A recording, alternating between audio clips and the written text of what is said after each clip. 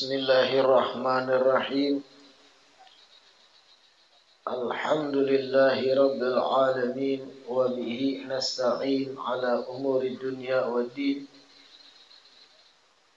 Wassalatu wassalamu ala sayyidil mursalin wa imamil muttaqin sayyidina wa maulana Muhammad wa ala alihi wa sahbihi ajma'in. Allahumma salli wa sallim ala sayyidina Muhammad al-fatih lima ughliq wal khatim lima sabaq nasiril haqqi bil haqq wal hadi ila siratikal mustaqim wa ala alihi haqqa qadrihi wa miqdarihi al-azim. Amma ba'd.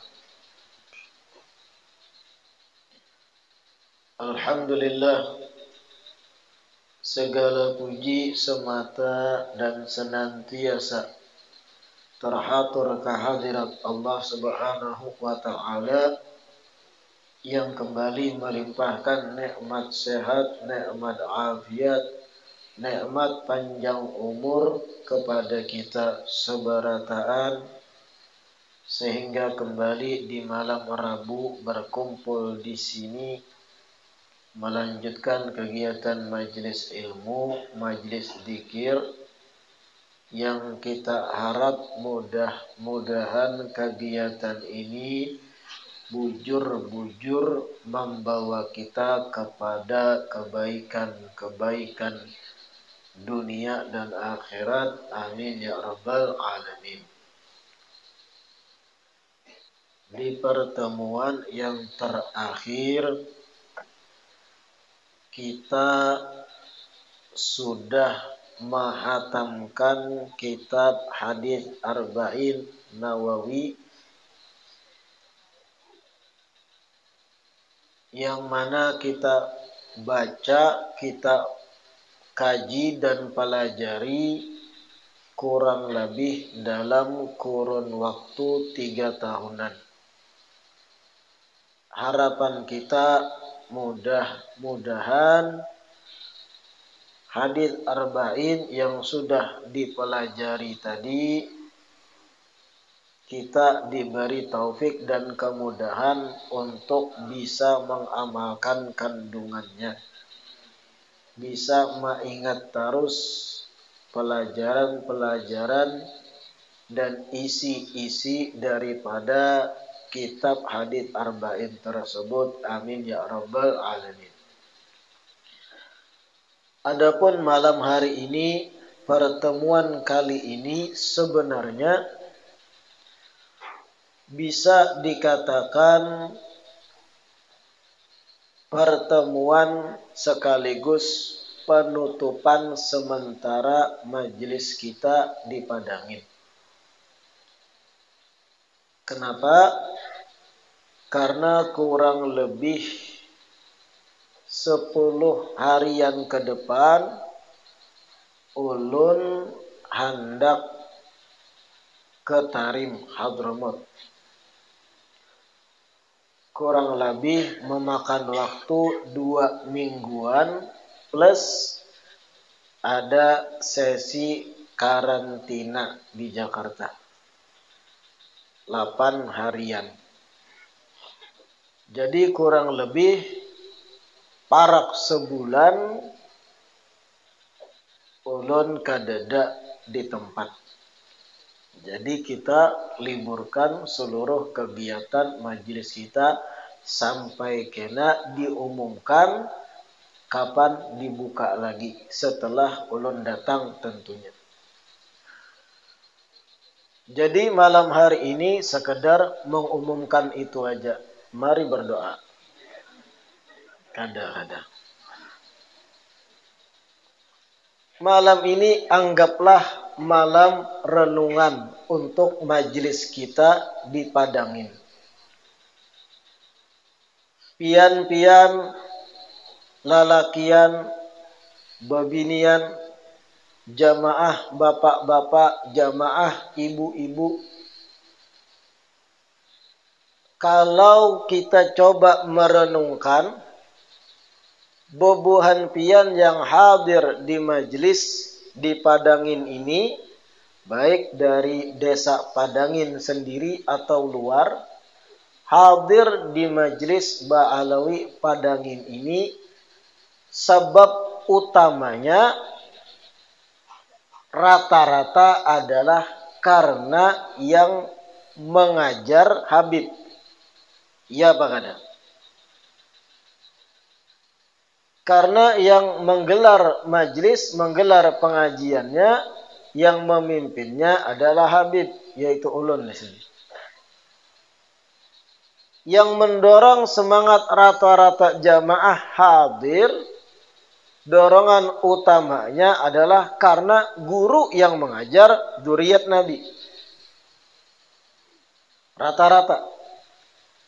Yang mana tidak sedikit respon dari kita, tidak sedikit dari pian ini, respon terhadap seandainya yang mengajar bukan Habib, mungkin lebih sedikit responnya dibanding ketika Habib yang mengajar, Habib yang menjadi guru. Pertanyaan ulun, sejauh apa pemahaman pian tentang habaib? Sejauh apa di benak masing-masing pian keutamaan habaib? Pertanyaannya lebih menuju kepada apa landasan ilmiah. Bebuhan pian lebih condong mau mengaji lawan Habib daripada non-habaib yang mengajar. Bib, itu ujar tuan guru, keutamaan Habib itu luar biasa. Apanya keutamaannya? Rincikan. Bib, habaib itu cucu Rasulullah. Pasti ada keutamaan. Rincikan. Nasnya, haditsnya, ayat Al-Qur'annya. Supaya kita ini ketika berhadapan dengan orang-orang nang kada paham, kawa menjelaskan. Jangan hanya sekedar hadits dan nas Al-Qur'an saja. Kisah ulama bahari pun bagaimana mereka bersikap terhadap habaib Ahlul Bait atau terhadap syarifah, kisahkan juga. Sebut referensi kitabnya. Nih kisah ulama fulan menyikapi Ahlul Bait Nabi luar biasa. Imam fulan bagaimana kecintaannya lawan Ahlul Bait. Supaya menjelaskan tuh ada contoh. Mana kitabnya? Jar orang menanya balik. Nih kitabnya. Ini referensinya. Ini link YouTube-nya. Wah kan gitu ini. Ujung-ujungnya link YouTube. Supaya kita tuh dalam bermahabbah, dalam mencintai Ahlul Bait, menuntung, nahab, kokoh. Ibarat pondasi itu kuat. Sudah cakar ayam, batu gunungnya ganal, semennya tonasa atau grisik. Kada beguyang. Ibarat banjir datang, tetap tihang tuh kokoh, kada beguyang. Kenapa? Karena belajar. Begitu seharusnya kita paham tentang keutamaan habaib atau Ahlul Bait. Jangan ujar guru pulan umpati Habib. Singkat kayak itu aja. Itu sewaktu-waktu bisa berubah pemahamannya. Kenapa? Kada kokoh, kada kuat. Kada becakar ayam. Becakar kucing aja. Nah, malam hari ini sedikit kita buka. Memang sebenarnya ulun secara pribadi jarang-jarang membuka hal ini. Lebih condong ulun menjelaskan hal-hal ilmiah, syariat, ahkam, hukum-hukum, tafsir atau hadis. Tapi ada kala memang harus dijelaskan keutamaan Ahlul Bait itu. Supaya orang pinandu. Supaya orang paham. Karena yang membuka bab ini jarang. Entah karena faktor apa, kada paham ulun. Mereka para tuan guru sedikit sekali zaman wahini yang membuka bab ini. Wallahu alam, kenapa? Karena mungkin merasa tersaingi apa macam-macam, itu wallahu a'lam. Intinya sedikit. Di sini ada satu riwayat, ini ulun membaca kitab Masyariqul Anwar, karangan Al-Imam Al-Ajhuri. Banyak riwayat-riwayat nas-nas hadis Rasulullah yang menerangkan keutamaan keluarga sidin, Ahlul Bait Nabi. Termasuk sabda Rasulullah, "Mathalu ahlu baiti fikum kasafinati Nuh. Man rakibaha naja wa man takhallafa anha gharik." Mathalu ahli baiti fikum kasafinati Nuh. Perumpamaan keluargaku jar Nabi, di antara kalian, fikum, adanya keluargaku, ahlul baitku, darah dagingku, dzurriyyatku, berada di antara kalian. Perumpamaan mereka itu bagaikan perannya bahtera Nabi Nuh. Paham lapian kalimatnya? Adanya keluargaku, adanya habaib, adanya syarifah, berada di antara kalian. Maksudnya dijadikan Allah ada di antara pian. Ada yang masuk ke kampung pian, ada yang berdakwah di kampung pian, ada yang bermukim, begawi di kampung pian, ada yang macam-macam. Keberadaan mereka di antara kalian bagaikan keberadaannya bahtera Nabi Nuh. Fungsinya kayak bahtera Nabi Nuh, kapal Nabi Nuh. Perumpamaannya kayak itu. Sebenarnya seandainya Nabi memutus sampai di situ aja, haditsnya jelas bagi yang mau berpikir. Dinahapi oleh Nabi, man rakibaha naja wa man takhallafa anha gharik. Barang siapa yang naik kapal tersebut selamat. Wa man takhallafa anha, barang siapa yang membelakangi, kada mau umpat naik, gharik, tinggalam. Tinggalam tuh maksudnya binasa. Jangan dikira tinggalam kawai bakunyung. Wah, ini menyoal ini. Makanya pelajari kisah Nabi Nuh. Banjir bandang yang Allah turunkan di zaman Nabi Nuh tuh kada tuntung sehari. Kawai bakunyung, amun berminggu-minggu ngawala bertahan kan. Kada naik ke kapal. Banjir itu menyeliputi seluruh permukaan bumi, dahsyat. Allah turunkan. Yang selamat siapa? Nang naik kapal aja. Perumpamaan keluargaku ada di antara kalian, wahai umatku, bagaikan bahtera Nabi Nuh.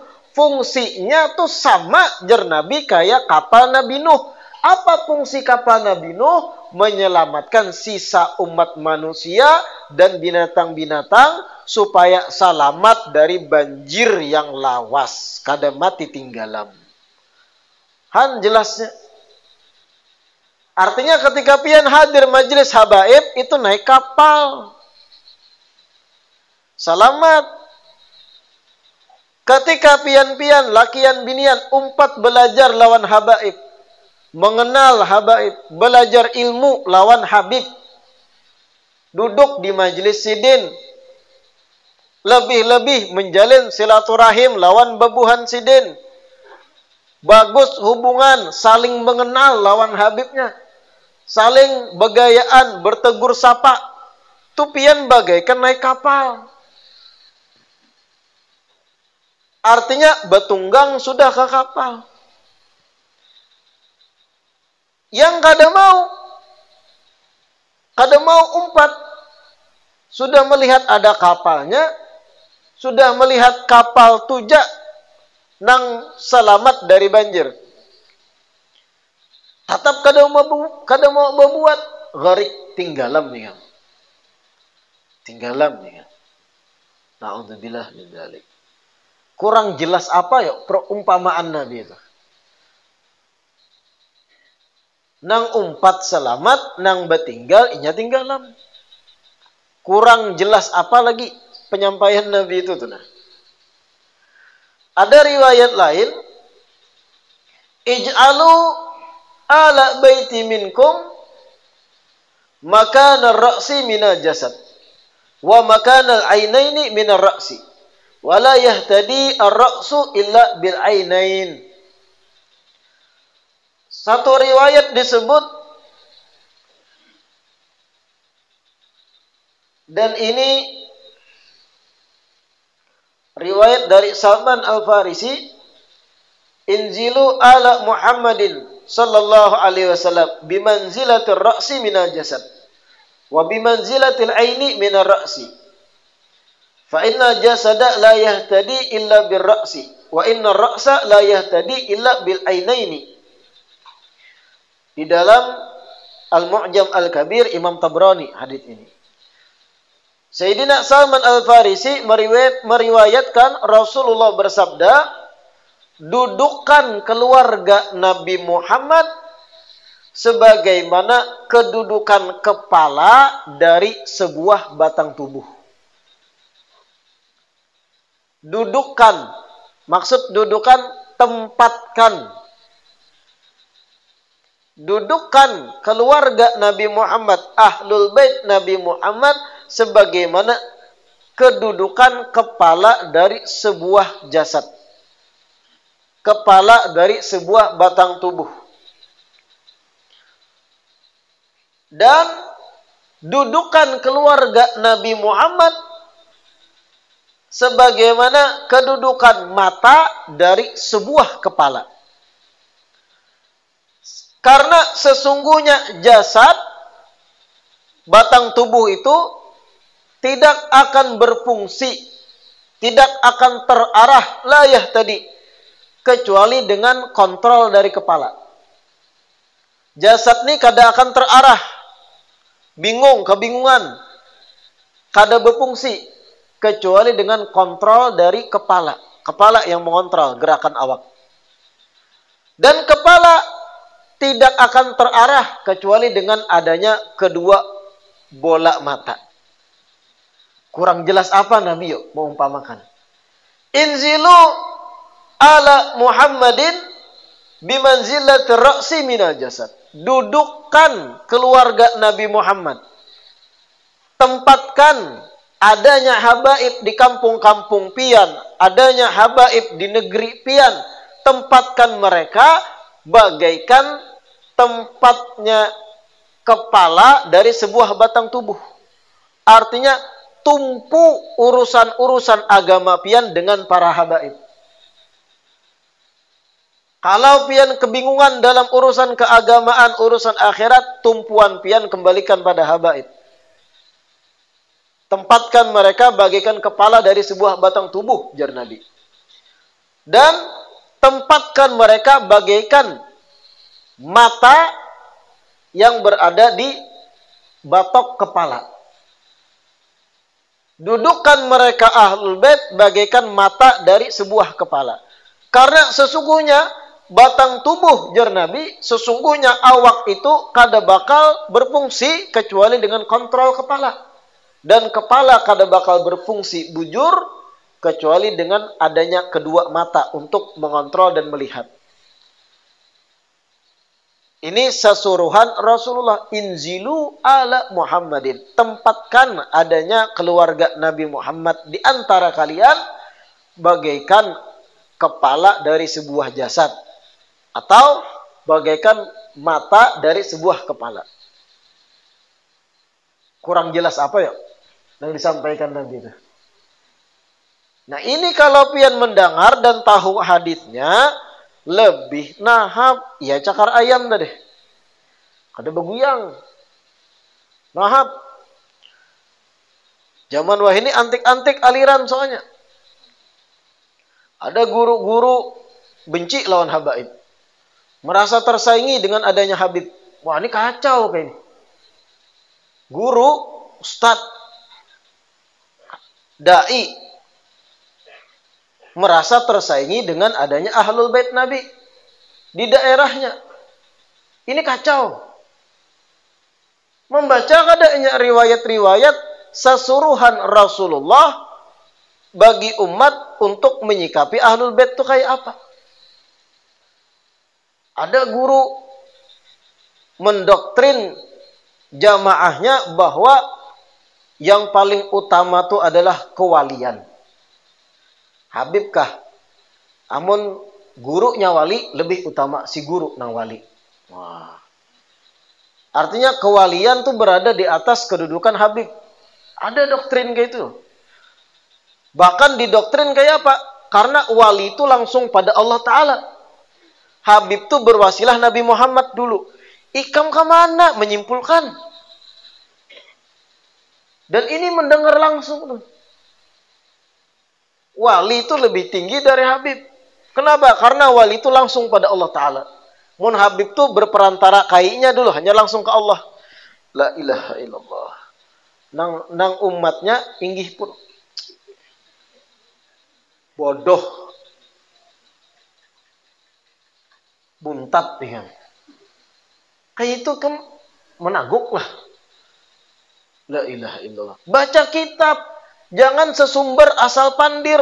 Kayak apa pandangan ulama perbandingan seorang Habib jahil dengan ulama yang wali. Perbandingannya kayak apa? Cari kitab dong bicara. Jangan pandiran muntung ikam menyimpulkan. Demi memenuhi hasrat ikam supaya kada diduakan oleh murid ketika ada Habib di kampung ikam. Bahaya ikam ini.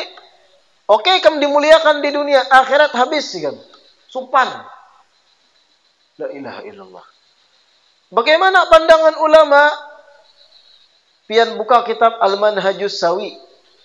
Ada seorang ulama besar bahari di Madinah, ahli hadis. Ulama besar terkenal di Madinah. Ada yang bertanya, wahai Syekh, lebih afdol mana seorang Habib dengan seorang yang alim, berilmu luas. Bukan ilmuwan nang kitab Melayu wara, tapi nang hafal hadis ribuan alim besar. Lebih utama mana dengan Habib seikung? Apa jawaban Syekh ini? Jawaban Sidin. Sidin menundukkan kepala dulu. Sidin angkat kepala, Sidin jawab. Satu orang Sayyid Syarif. Riwayat lain menyebutkan satu orang syarif yang jahil, bodoh, lebih mulia dari 70 orang alim. Orang alim di sini bukan orang alim nang bisa baca maulid lah. Ini orang alim nang menguasai ilmu funun. Kitab-kitab hadis, syarah-syarah hadis, hawashi, semua dikuasai. Satu orang Habib jahil, bodoh Habibnya. Tukang tunjuk gerobak anggap. Kan ada habaib gitu kadang. Karena Allah mendudukkan inya di situ sudah. Ujian bagi umat. Kayak apa ikam menyikapi? Dibanding dengan orang alim. Lebih mulia Habib jahil dari 70 alim besar. Tadi madakan wali lebih utama. Karena langsung sampai pada Allah. Habib masih berperantara. Masih lewat kainnya Nabi Muhammad. Itu jika ada batu gunung tawak muhanya. Pang! Kemana ikam menyimpulkan mengelabui umat ikam?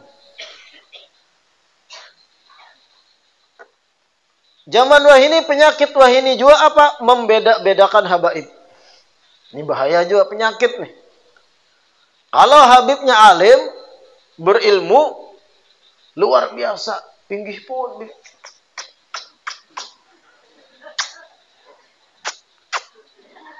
Cipika-cipiki. Alim habibnya. Berilmu. Bisi pesantren. Terkenal.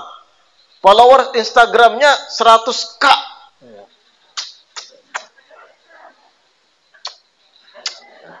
Cipika-cipiki. Hanyar. selfie. Wah, dimuliakan. Alim Habibnya. Muridnya banyak. Bisi pesantren terkenal di tanah Jawa. Di kampungnya ada Habib. Di kampungnya Habib berjual pentol sana. Besalawaran, muha muring. Ya, muha pun kada ke Arab-Arapan anggap. Ya, memirip orang Padangin, Muhasidin contohnya. Habib tapi nasabnya sahih. Jelas darah dagingnya. Fulan bin Fulan bin Fulan bin Fulan bin Fulan. Jelas marganya sekian. Kembali nasabnya pada marga sekian. Kembali pada Rasul. Jelas. Tapi bodoh Habibnya. Tukang jual pentol.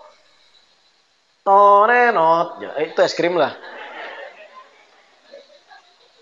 Di kampungnya nih. Di Kiongaran. Si Habib. Di Kiongaran. Ngarannya Abdurrahman. Man.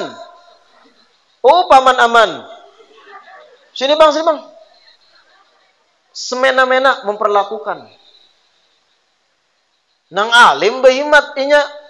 Nang cipika-cipiki dan wah, pun insyaallah. Lawan yang alim nih.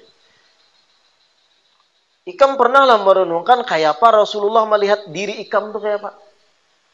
Ujar Nabi, ini cucuku berilmu, aku titipkan ilmuku, mulia dengan ilmu, seikungnya cucuku nang biasa aja dari segi ilmu. Tapi ini memang sudah aturan Allah Ta'ala menugaskan inya untuk jadi orang biasa. Supaya merangkul mereka nang paget lambaran. Itu Ikam biasa aja, Ikam semena-mena, ini Ikam biasa hormati. Ini darahku, ini darahku. Kira-kira Nabi senanglah dengan kelakuan bian gitu. Kada senang. Membeda-bedakan.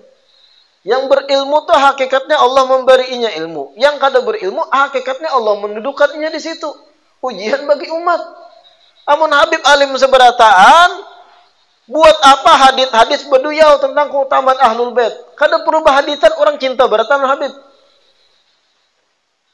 Seandainya Habib itu alim seberataan berilmu, bisa baca kitab gundul, ceramah, khutbah, kada betek-teksan. Berataan Habib ke itu, kada perlu pian membaca kitab-kitab tentang tabel tentang keutamaan Ahlul Bait. Kada ada ujiannya dalam mencintai. Otomatis cinta pian karena berilmu. Tapi ada Habib bungul, itu ujian kesempian.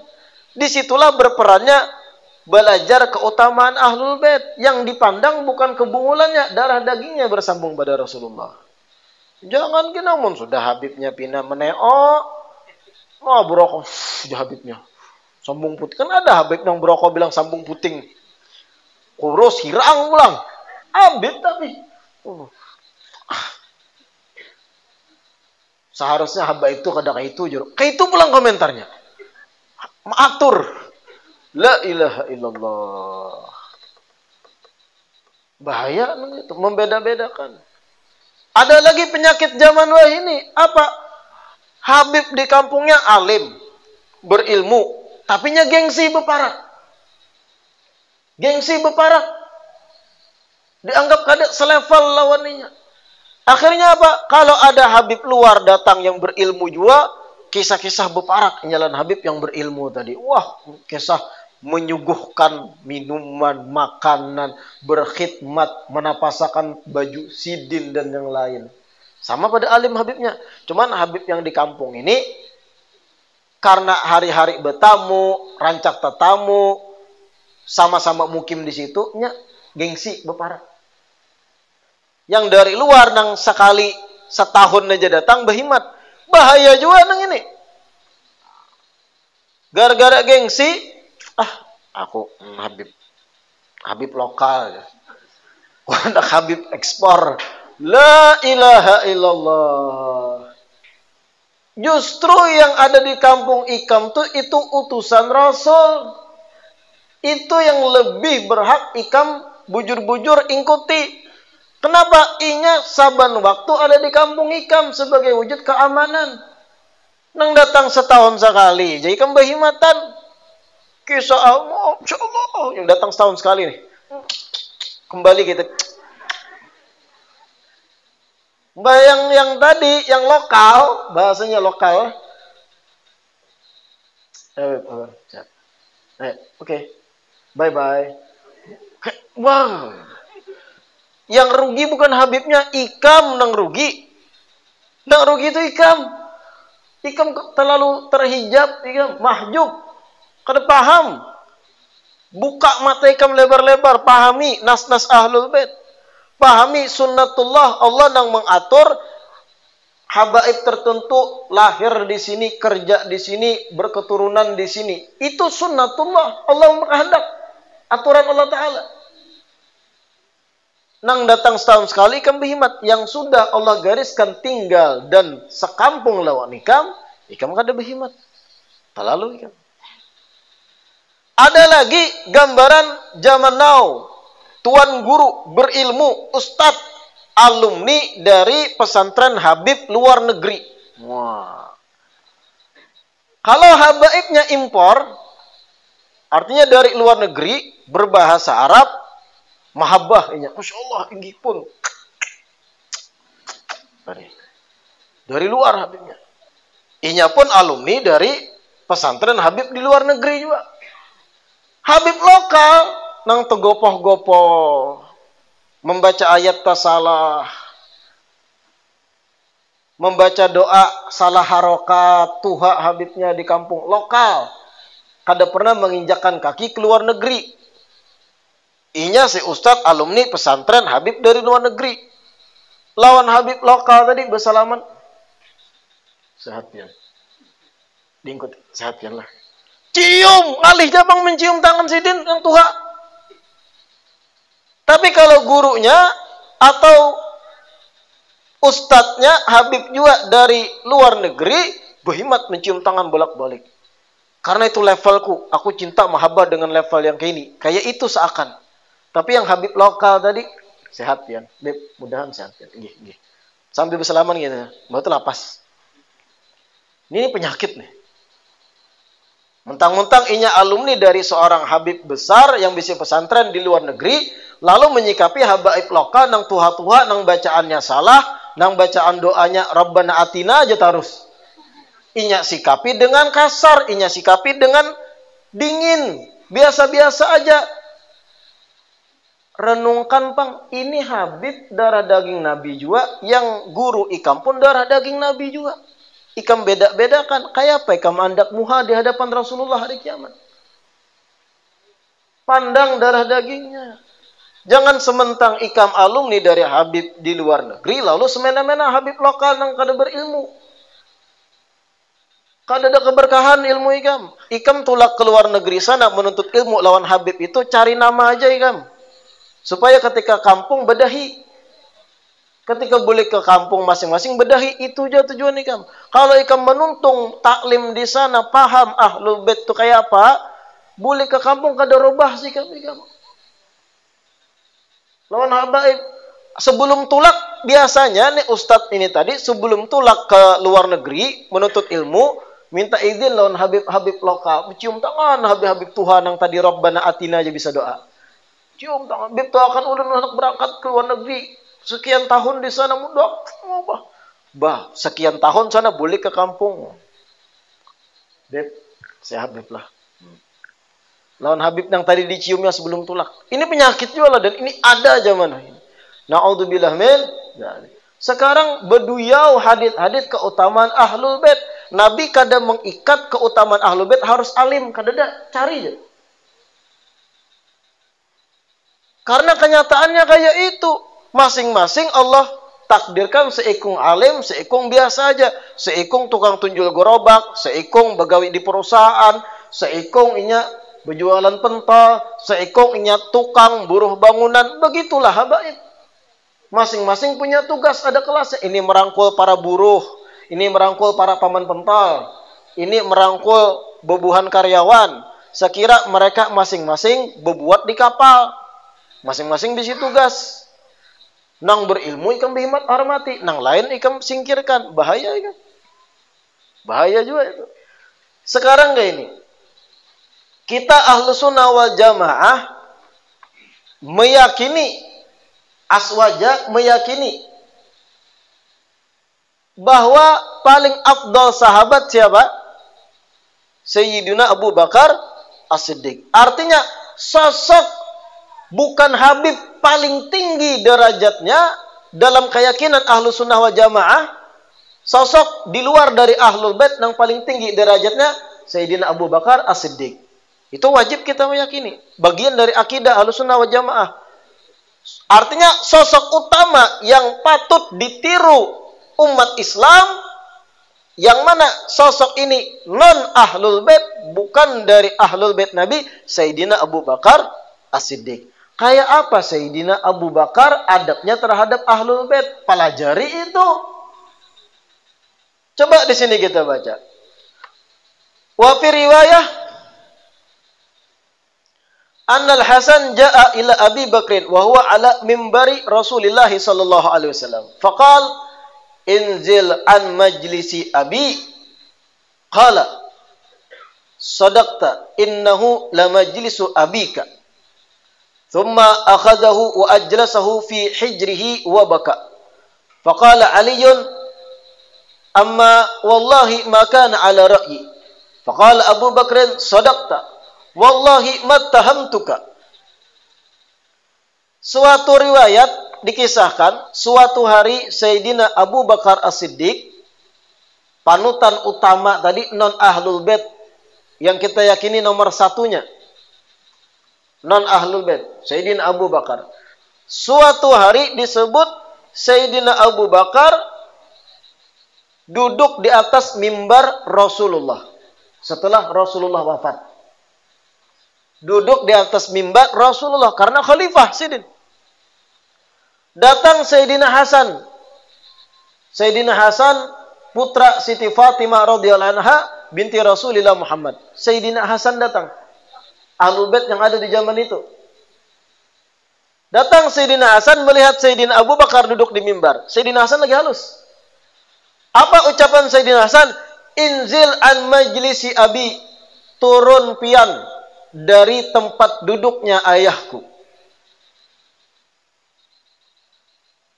Sayyidina Abu Bakar di hadapan banyak sahabat nih. Turun pian dari tempat duduk ayahku, ujar Sayyidina Hasan. Apa jawab Sayyidina Abu Bakar? Shadaqta innahu la majlisu abika. Pian bujur. Ini sesungguhnya tempat duduk ayah pian. Diambillah Sayyidina Hasan yang halus, dipangku oleh Sayyidina Abu Bakar As-Siddiq. Sambil menangis Sayyidina Abu Bakar. Menangis Sayyidina Abu Bakar. Sayyidina Ali terkejut, anak Sidin berucap kayak itu. Ujar Sayyidina Ali, demi Allah wahai Abu Bakar, lain ulun yang menyuruh anak ulun berucap kayak itu. Lain ulun yang menyuruh, jawab Sayyidina Ali. Sayyidina Abu Bakar menjawab sambil menangis, Shadaqta, bujur. Ulun kada menuduh pian wahai Sayyidina Ali. Ulun tahu ucapannya memang bujur. Ini tempat kainya. Sayyidina Abu Bakar As-Siddiq loh.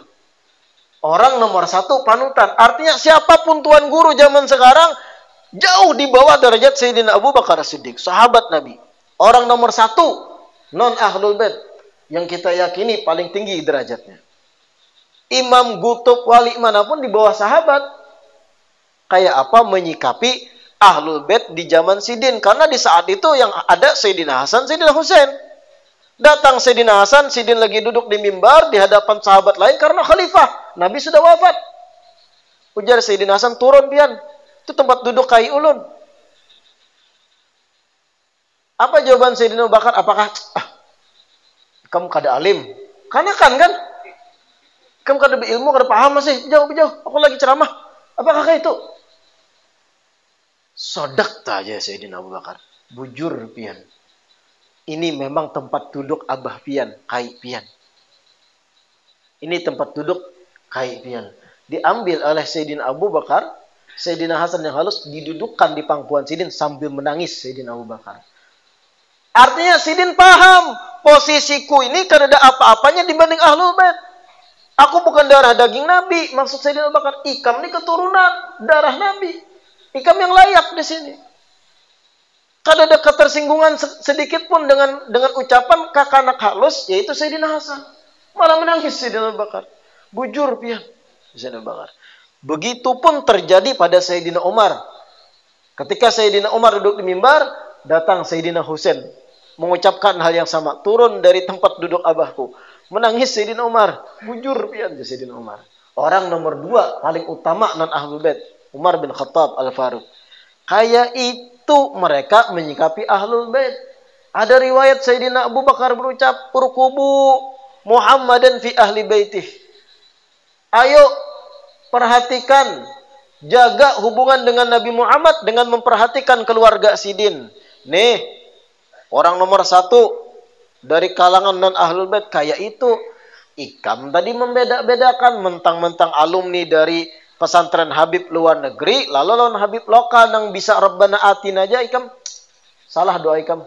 Salah doa pian salah. Selaman gitu Habibnya. Wah. La ilaha illallah. Kira-kira paham? Dan banyak lagi riwayat-riwayat lain keutamaan Ahlul Bait yang kalau dibukai satu persatu akan timbul heran pian. Apa heran tadi? Heran kenapa ulama yang bisa baca kitab kada pernah menyampaikan hal ini. Simpulkan seorang, sebabnya kenapa? Mudah-mudahan Allah beri keberkahan bagi kita seberataan. Mudah-mudahan Allah angkat derajat kita seberataan. Dan mudah-mudahan Allah istiqamahkan kita duduk di majlis ilmu para habaib. Amin ya rabbal alamin. Sekali lagi ulun umumkan, malam Rabu akan datang dan seterusnya kita liburkan majelis kita sampai kena dikabari oleh para panitia baik melalui via WhatsApp atau mulut ke mulut. Rabbana anfa'na bima 'allamtana, Rabbi 'allimna alladhi yanfa'una, Rabbi fakkina wa fakki ahlana wa qarabatin lana fi dinina ma'alil qutri unda wa dhakar. Rabbi waffiqna wa waffiqhum lima tartadi qawlan wa fi'lan karama warzuqil kulla halalan daima wa akhilla adkiya ulama nahda bil khairi wa nukfa kulla syar. Rabbana aslih lana kulla syu'un wa akirra bir ridha minkal uyun waqdi anna rabbana kulla duyun qabla an ta'tiyana rusulul manun waghfir istur anta akram man satar wa salatullahi tagshal mustafa man ilal haqqi da'ana wal wafa bi kitabin fihi linnasi shifa wa alal alil kirami syurafa wa ala sabil masabihil ghurar. Allahumma adina bihudak waj'alna mimman yusari'u fi ridak wa la tuwallina waliyan siwak wa la taj'alna mimman khalafa amraka wa asak wa hasbunallahu wa ni'mal wakil wa la hawla wa la quwwata illa billahil aliyyil azim. Wa sallallahu ala sayyidina Muhammad wa ala alihi wa sahbihi wa sallam walhamdulillahi rabbil alamin. Taqabbalallahu minkum.